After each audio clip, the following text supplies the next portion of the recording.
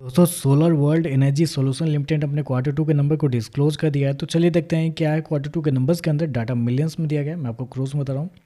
तो देखिए पिछले क्वार्टर में कंपनी 68 करोड़ के आसपास का रेवेन्यू जनरेट की थी ऑपरेशन के थ्रू। पिछले साल 141 करोड़ के आसपास, जबकि अभी देखें तो गिर के 137 करोड़ आपको जाता हुआ देखने को मिला। तो साल दर साल जाते हैं तो साल दर साल कंपनी के रेवेन्यू के अंदर लगभग 3% के आसपास की गिरावट आपको देखने को मिली। ये पहली ऐसी कंपनी है, मुझे पता नहीं कंपनी का बिजनेस क्या है, लेकिन सोलर नाम से पता चला कि ये सोलर सेक्टर की कंपनी होगी। तो अगर ये सोलर सेक्टर की कंपनी है तो ये पूरे सेक्टर की पहली कंपनी होगी जिसका रेवेन्यू आपको साल दर साल गिरता हुआ देखने को मिला है। तो याद रखिए, पूरे सेक्टर की पहली कंपनी है जिसके रेवेन्यू आपको साल दर साल गिरते हुए देखने को मिला है।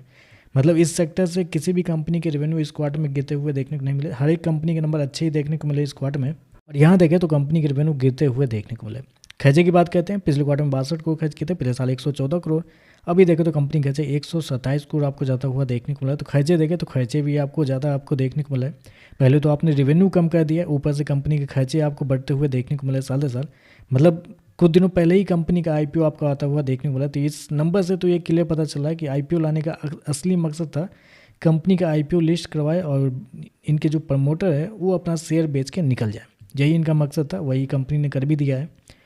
खर्चे की मतलब प्रॉफिट की बात करते हैं, पिछले क्वार्टर में 12 करोड़ के आसपास, पिछले साल 22 करोड़। अभी देखें तो गिर के 9 करोड़ आपको जाता हुआ देखने को मिला है। तो प्रॉफिट के अंदर देखें तो प्रॉफिट के अंदर एक बड़ी गिरावट आपको देखने को, मतलब 60% के आसपास की गिरावट है कंपनी के प्रॉफिट के अंदर साल दर साल। क्वार्टरली बेस पे आपको गिरता हुआ देखने को मिल रहा है।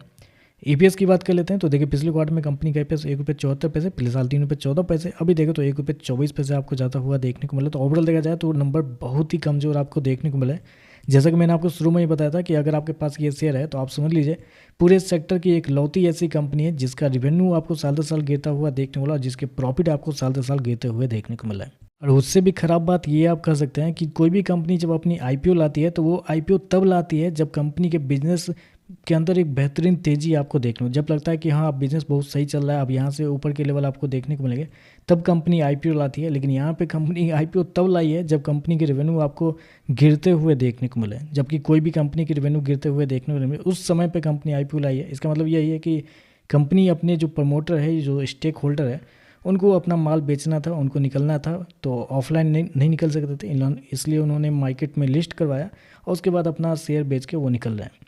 देखते हैं मार्केट इस पर कैसे रिएक्ट करता है। ओवरऑल लगे तो नंबर बहुत ही कमजोर देखने को मिल रहा है। अगर आपके पास है तो कुछ प्रॉफिट वॉफिट बन रहा हो तो प्रॉफिट बुक करके निकल जाए, वो ज़्यादा बेहतर रहेगा, क्योंकि नंबर बहुत ही कमजोर देखने को मिल रहा है।